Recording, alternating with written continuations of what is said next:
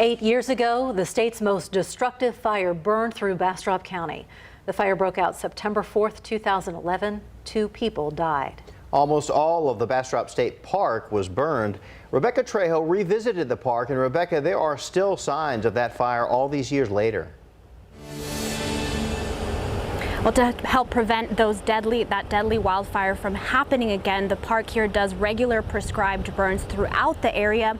However, as you can see here behind me, charred trees remain dispersed all throughout the park, and park officials say that they will continue to do those prescribed burns so that something like this does not happen again.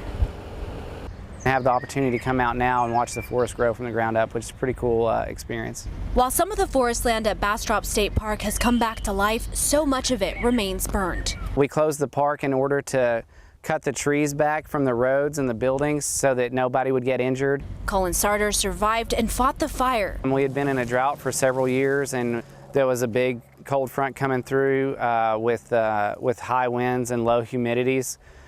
So we knew that the chance of a fire was possible. The fire ravaged over 32,000 acres, destroyed 1,600 homes, and killed 2 people over the span of several days. As a child, I remember driving on Highway 71, and it would just be straight trees like you would be coming through East Texas, just a wall of pine trees. And that was whenever I knew that I was at my happy place. Employees like Sarter and Madeline Miller have been restoring the park.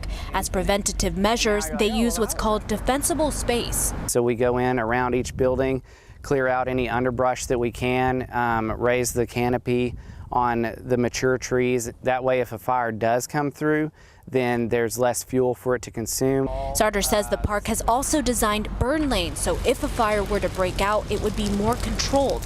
Since the monstrous fire, thousands more have moved to Bastrop. Sarter says people should have an escape route. Know the different ways to get in and out.